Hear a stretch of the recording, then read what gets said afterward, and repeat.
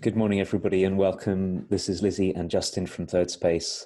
It's Sunday morning here in London, a beautiful, bright, clear, sunny morning, and we are live for the 126th week of our Turning Towards Life practice and project. And I want to say welcome to all of you, those of you who've got up early in the morning to watch us live or are staying up late, depending upon where you are in the world. And maybe you're listening later on a podcast in a car or home or on a bike or who knows what. We're so glad that you get to be with us. And I'm feeling really happy this morning that spring looks like it's springing, which is a great joy and a great relief. I'm very glad to see you, Lizzie. Yes, I'm feeling slightly unreasonably glad as well. Hello to everybody and thank you for being with us. Justin has just done this excellent thing of pointing me to something that one of our listeners has written about us beneath our announcement that we made on our 10,000 podcast listens. And I don't think this person would mind me mentioning her name, but this is just a very small shout out, as they do on the radio, to Melanie, just to say thank you for the words that you've written to us. And it's such a joy that I think, we often say this, even if one person listens and even if it's just us, it's really a joy anyway. And then when somebody says something about us that means that it means that it matters to them, it just makes such a difference in my experience of doing this. So I'm very grateful for people just expressing themselves and saying what they think, because it gives us even more determination, I think, to keep doing it and to keep being inspired by the things that we're reading and bringing them here, and to do this thing together. And who knows what this really is, in a way. We think we have no idea who listens actually. And frequently I talk to people and they tell me that they listen, and I had no idea that they listen because they hadn't written anything and I hadn't seen their name anywhere. And so this is the deal with something like this. It gets into the world and then we don't know. So anyway, I'm just very grateful to everybody. And on this sunny Sunday morning, I'm feeling unreasonably hopeful. And this source I'm bringing as well is something that brings me great hope. And I find in the things that Michael Meade writes a deep kind of hopefulness about being a human being, that even when it's very, very, very dark, there's a way that there are possibilities.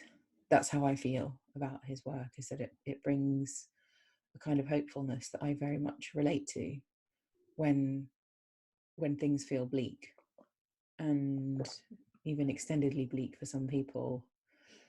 And there's this something else that Michael Meade's writing about that can be real support to us. So this is just a short quote, if you like, from his book Awakening the Soul, and I'm going to begin by reading. The ancient sense of transformation assumes that there is something essential within us that we can turn to and learn from, that we can draw upon repeatedly and grow from continuously. Besides involving a change in consciousness, such a deep inner change also includes a process of self-healing that can occur in moments of wholeness, arising from the source of the deep self and soul within us.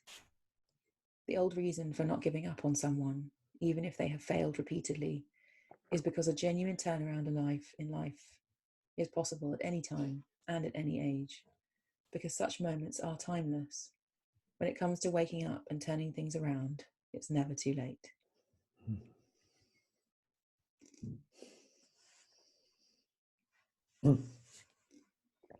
So I'll read it to you.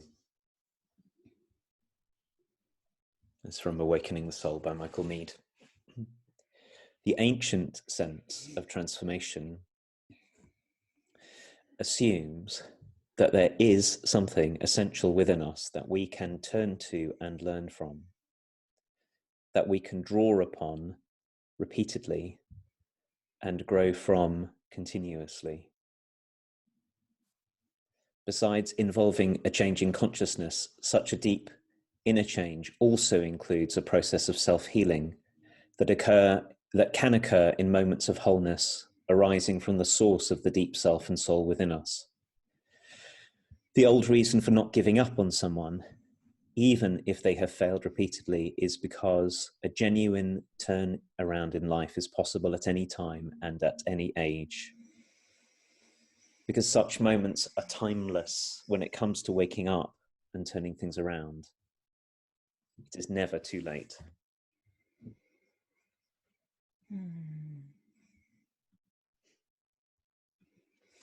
So this is not an easy source for me to talk about, but I really want to try, because I feel like at the moment when I'm faced with, what does it mean to heal? My own sense of healing, I think, comes from my contact with my essential self. This, what Michael Mead's calling the deep self and soul, or the something essential. And I have a sense of there being, in a way, the small self and this deeper self, this bigger self. And as I allow my bigger self, my essentialness, to bathe all of my small self as it arises in the kind of spaciousness that it is, the kind of presence that it is, my small self stuff holds less weight. I think that's the best way in this moment that I can say it. But I really want to talk about it because I feel like so many of us are convinced of ourselves. We're convinced that our thoughts are real, that our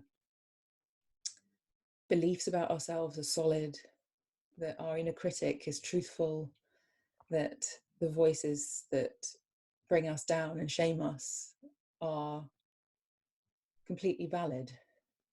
And that keeps us really, really, really small. And I know for me, when someone tells me of those parts of themselves, and also when I tell myself those things, I get completely kind of hoodwinked into it. And I'm like, well, yeah, that's right. That sounds worldly, it sounds wise, it sounds rational. Of course, you're worthless if you haven't done this, this, and this. Yeah, I mean, I completely get it. And there's a kind of dead-endness about that, about the small self convincing us that we're the thing that it's telling us that we are. And so the only thing I feel like I can draw on, because the personality in that way is such a dead end, is this knowledge and understanding that I know I have of my essential self, and that I know that that's not just me, that everyone has an essential self. And maybe because I'm living with a baby right now, I can see the essential baby in all of us much more clearly, because that's who I'm living with. And that kind of openness and that kind of wide-eyed, forgiving, present, moment to moment presence is so essential and so real. And if we could make more contact with that and appreciate that which in us, which is essential, which is this depth of self, and let that imbue all of our habitual self-criticism and meanness and treating ourselves really badly, actually, if we could allow that to flow and make contact with that, it wouldn't help but shift and gentlify all the ways that we're harsh with ourselves. And it's really tricky to talk about. I don't find it an easy thing, but I know that it's important, because I don't think without this I would be able to shift things when they needed shifting and change things when they needed changing, because I would just be dealing with one side of the story instead of both sides that are needed to see the full picture. I think you're talking very beautifully about it, and Lizzie, what you say sparks off many things in me. And I think that the part that's most touching me at the moment is what it takes for us to trust that there is always something of us, and of course that also means always something of other people, that is other than this reactive, tightly bound, I'm absolutely certain that this is the way things are, and often they're terrible, or I'm right, or all of those kind of things. Our capacity to trust that that humans are something other than that as well is what I hear in what you're saying and in what Michael Mead is writing. And it seems to me that the right now is this sort of paradox, or maybe it's this paradox is the wrong word, almost like a sort of self-fulfilling prophecy part, that the more we identify with and the more we get caught up with our smaller, more reactive, more certain of the I'm right self, the less easy it is for us to let go enough to trust that there's some depth to being a human. And I think depth is the word that I'm finding, that to be a human is to be a kind of depth. It's harder to trust that right in the time when actually we could most do with it. Which is why it's very important to be in this conversation. It's why it's very important to have people like Michael Mead write about it. Because there's the line in here that moves me more than anything else is actually right at the end, where he says it's never too late. That however tightly bound we may have been, however constrained by our certainties, however sure of our self-judgment and our judgment of other people, however reactive and rigid, however tiny we've made ourselves in the world, it's always possible, because not because there's something far away that we have to reach for, but because it's always been right here. It's always been one of the gifts of being a human. It's something about the way that humans that we're constituted, that our depth and our openness and our reciprocity and our capacity to be truthful and to be courageous and to be loving and to be wise and all of those kind of things, they're really close by. And one of the things I'm coming to just as I'm speaking is what that might mean is that for many of us, or maybe for all of us, to find it is not something that's amenable to a giant amount of effort. In a way, when we pull and grab and grasp to try and get somewhere, we keep ourselves far away from this depth. So a big part of it is actually us sort of letting go enough to have this part of us come forward. And I'm just thinking this thought, which is many times we get to do this for one another. A big part of who we humans can be is we can be those who are patient enough and loving enough and wise enough and inviting enough to invite this depth in one another, to see this depth in one another, to trust this depth in one another. Yeah, I was just thinking the same thing, that it feels like my responsibility to see and appreciate myself in this way, as an essentialness, as a goodness, as a depth, as you're saying, as a timelessness, as a presence, because it then makes it possible for me to see it way more easily in others. And it's easier anyway to see it in others than myself. So if I can continue to see it in myself and continue to cultivate that relationship to the deeper self that I am, I can be with much more challenging situations in a way less reactive way, if this is my practice. is, and this practice is to appreciate myself, to forgive myself, to actively be loving towards myself in my thoughts, like to cultivate a way of lovingly thinking about myself and feeling about myself and appreciating my goodness and my good intention in the world. And as I do that, I can feel the depth of me, and then I can see that in other people.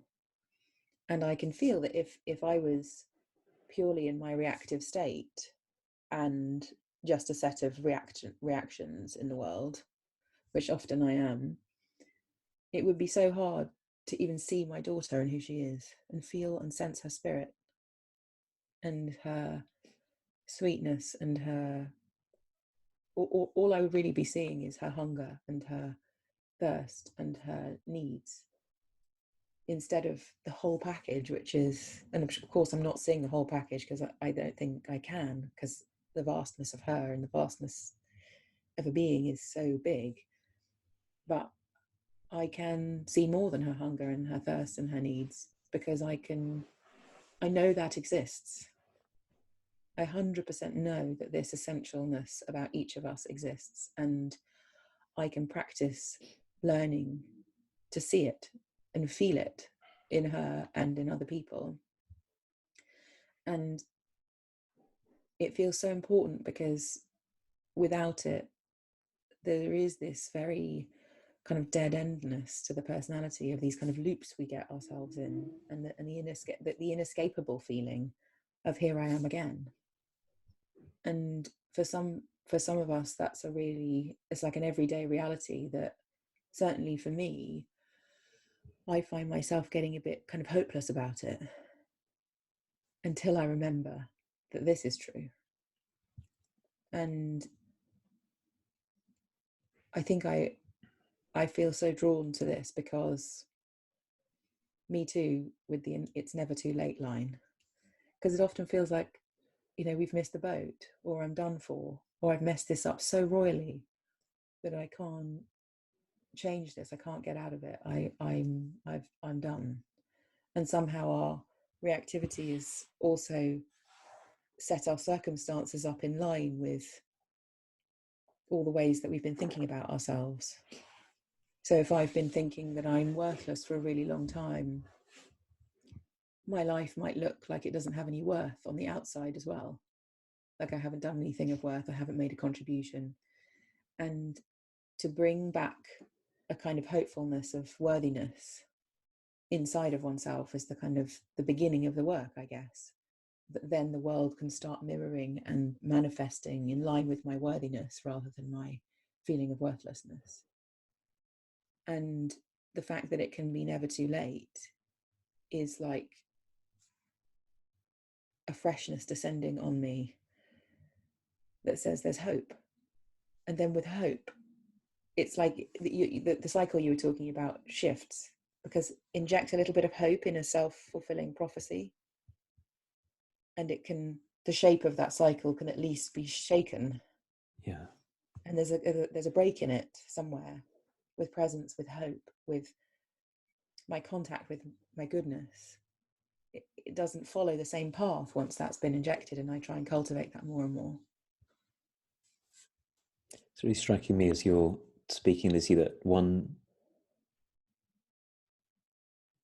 way of talking about this is that one of the gifts of being human is that there are many ways that things, and when I say things, I mean everything. I mean the world, ourselves, people, things, objects.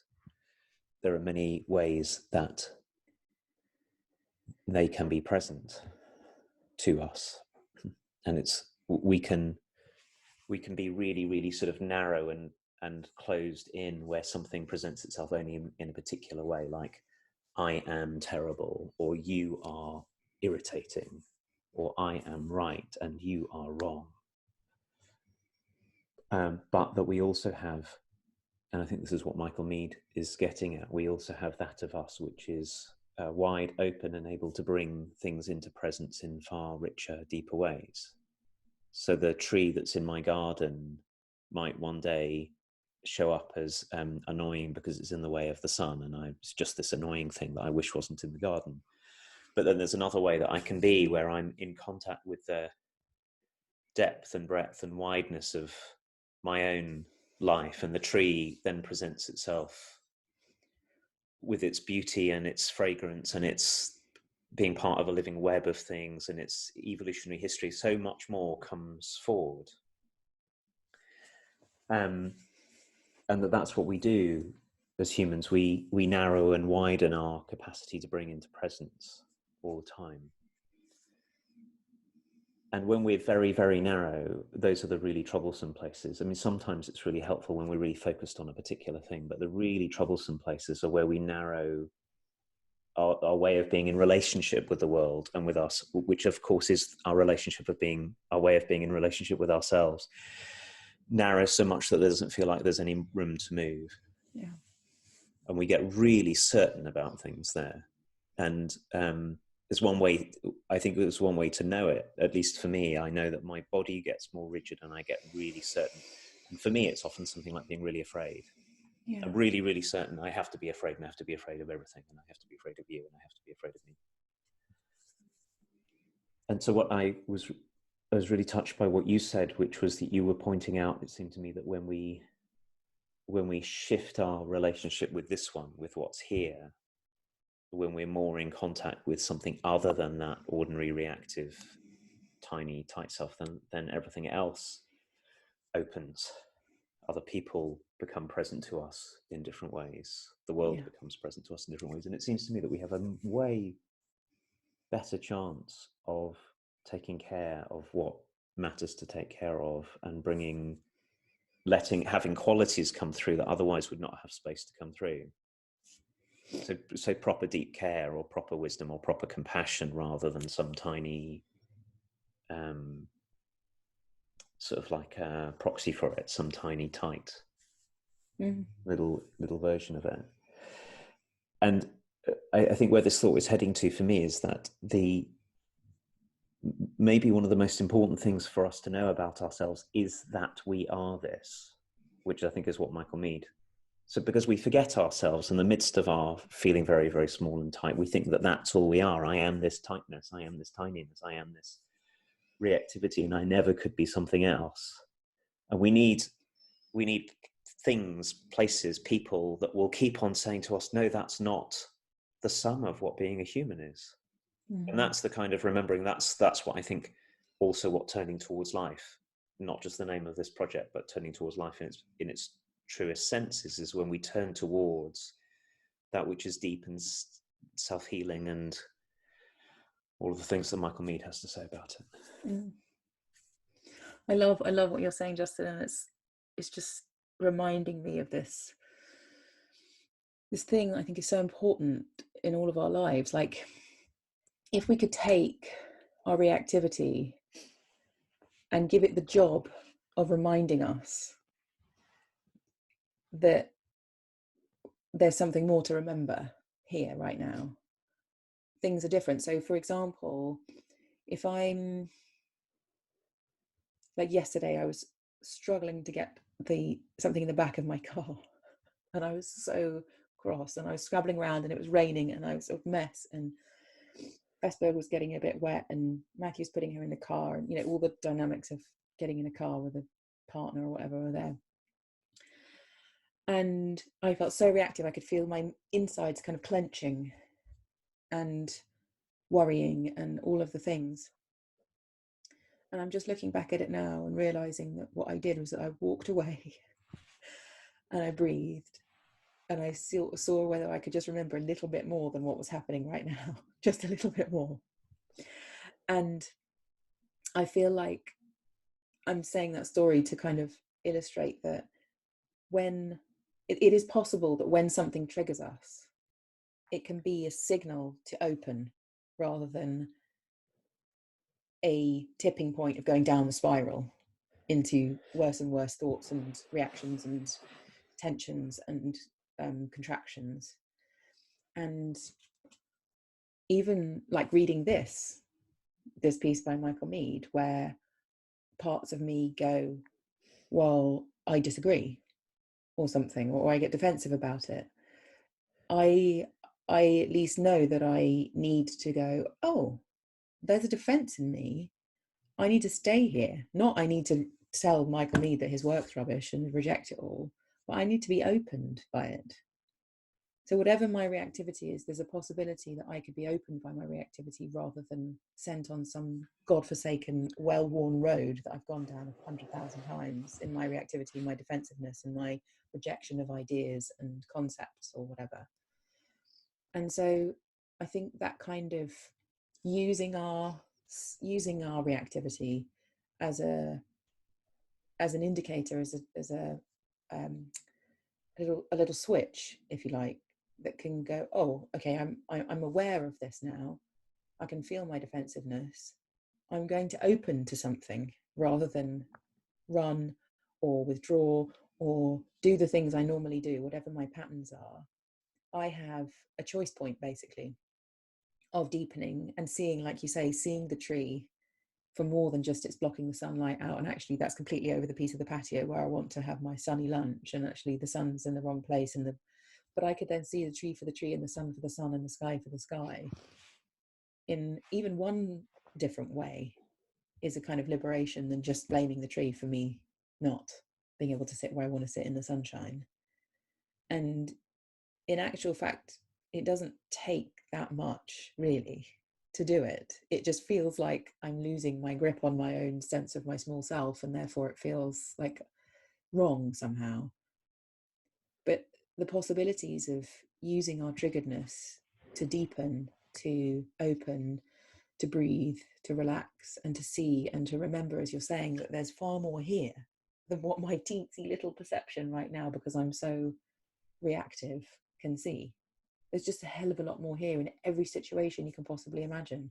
Every single one, there's more to see than what we can currently see, especially in our reactivity.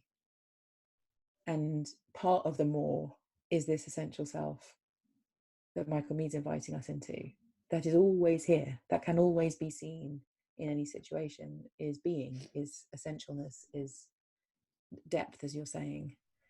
And to me, that feels like a very hopeful way to live, rather than one that thinks that I'm just stuck in this same old thing and I'm never going to get out of it. Seems to me that what you're saying, when we're most able to do this, it's because we've started to see that there's a part of us that can observe our reactivity, that's not caught up in it. Yeah. So we can live a really, really long time just being caught up in our reactivity, taking it as the wholeness of everything. And when we get reactive and sort of mobilized into getting our way or collapsing away from the world, it seems like it's the only possibility that there is. And then implied in everything that you're saying is, but there's something of us that can be outside of all of that always. And that's the something of us that has the capacity to observe, oh, right now, look, my body's contracting, my mind is closing down, I'm super sure that this is the case, and can name, oh, that's reactivity, and that's the point at which our reactivity starts to become an opening into depth again. And that's why that this of us is always present, this aspect of us that I think is the same as what you and Michael Mead have been calling essentialness, and what this other language of depth that's come in. It's this, that it's always present. That's why it's never too late. That's the first thing. But the second thing is, it's also why practice can really help us, because it's possible to practice learning when you're out in the rain trying to get things in the boot of the car and getting in a thing, getting triggered into a thing. It's practice that can help us to be able to go, oh, I know what this feels like. I know what my thought patterns are. I know how the world becomes. When I'm triggered, I have a choice. Always, because to be human is to be something more than our reactivity. Mm-hmm. Mm-hmm. And no matter how many times I fail to be present and aware, it doesn't actually matter, because the next time it will still be available. Like that's how benevolent essentialness is. So it doesn't matter how many times I've failed repeatedly at anything, because there's always another opening, always. It doesn't go anywhere, which is why I think Michael Meade talks about the timelessness of all of this, because it's not of time. It's not of the order, of the nature of time. It is ever present, the opportunity for us to, as he calls it, awaken, to wake up. And to me, that's like, given how many times I've failed, the fact that it's always there, and the fact that I could always take it if I wanted to, is a beautiful freedom that doesn't restrict me. It's like, oh no, you've only got 20 times. And if you don't do all those 20 times, or you don't get one of those 20 times, it's never coming back again. Sorry, it's just not that, which is kind of what normal life is. You know, it's not that. And that makes me feel really hopeful about all of us. Yeah, I feel hopeful too. And one of the reasons I think that this conversation is important, and why Michael Meade's writing is important, is because for many of us, we live in a culture that has built itself on capitalizing on our reactivity. So politics, and particularly sort of populist kind of politics that's on the ascendant now, really draws on this. Is the more reactive we are, the more likely we are to believe something or to just react, follow something. But also a lot of the way that the attention economy is draws on our reactivity, will draw us to leap from one news story to the next news story to the next news, or one tweet to the next tweet to the next tweet. It comes from the reactivity side of things. So it's super important that we have places that we can remember that this other of us. Yeah, which is one of the reasons I'm glad we're talking about this. Well, it is our time to disappear off the airwaves, and I'm so grateful to be in this conversation and to at least try and feel into this with our words and say some things. And I'm really grateful for you, Justin, and your openness, and your and also grateful to Michael Meade for all of the incredible work that he does and the things that he writes that are brilliant. And we will be here again next Sunday with a source chosen by Justin next time. We will. Thank you, Lizzie, always, for what it's like to be doing this with you. For anyone who's still with us, I want to say, if you listen to us on a podcast and want to leave us a review, please do on Apple Podcasts or whatever it is, because that really helps people find us, which is such a gift. And the other thing to say is, come and learn with us if you want. In London on the 4th and 5th of May, we'll be doing our Foundations of Coaching program, which comes out of so much of the way that we're coming at this as well. And you can find out about that on wearethirdSpace.org. And the video and source of this will be on turningtowards.life before long. See you soon, everyone. Thanks, everybody. Bye-bye. Bye.